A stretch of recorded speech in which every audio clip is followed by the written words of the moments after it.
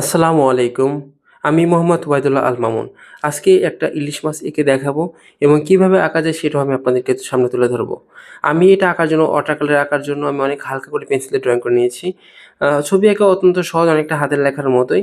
But basic ধারণা না থাকলে আসলে ছবি আঁকা খুবই টাফ আর খুবই কঠিন। আর ওয়াটার কালার করার জন্য কিন্তু ড্রইং অনেক হালকা করে করতে হয়। এজন্য আমি অনেক হালকা করে ড্রইং করেছি। আর হালকা করে ড্রইং করার অনেক সুবিধার মধ্যে একটা বড় সুবিধা হচ্ছে খুব সহজে চাইলে ইরেজার দিয়ে ইরেজ করে দাগগুলো মুছে ফেলা যায়।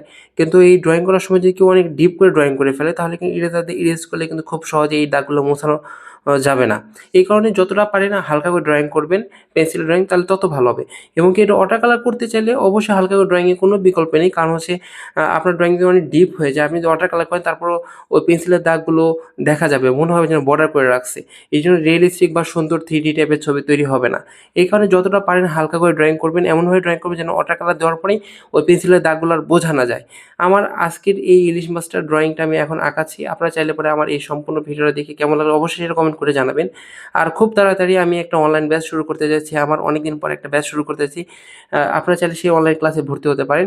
আর অনলাইন ক্লাসে ভর্তি হওয়ার আগে সম্পূর্ণ ফ্রি একটা ক্লাস থাকতেছে। সেই ফ্রি ক্লাসে যুক্ত হওয়ার জন্য অবশ্যই আমার হোয়াটসঅ্যাপে একটা মেসেজ দিন। তাহলে আমি আপনাকে ফ্রি ক্লাসে যুক্ত করে নিব।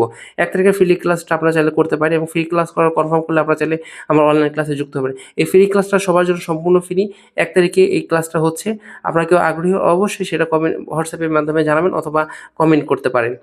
আর আজকের আমার এই যে ইলিশ মাছটা আমি আঁকাচ্ছি, এই ছবিটা আপনাদের কাছে কেমন লাগলো অবশ্যই সেটা কমেন্ট করে জানাবেন। আর ছবি আঁকার কোনো বিকল্প নেই। আপনি যদি ভালো স্কিল ডেভেলপ করতে চান, আপনার যদি ড্রয়িংয়ের স্কিল অনেক হাই লেভেলে করতে চান, আপনি শুধু অনলাইন ক্লাস করলে কিন্তু হবে না। আপনার এই ক্লাস করার সাথে, সাথে আপনাকে প্রচুর পরিমাণ চর্চা করতে হবে। মানে প্র্যাকটিসের কোনো বিকল্প নেই। আপনি যদি মনে করেন যে আপনি অনলাইন ক্লাস করলে ভর্তি হলেন আর খুব ভালো ছবি আঁকা শিখলেন, বিষয়টা মোটেও এরকম না।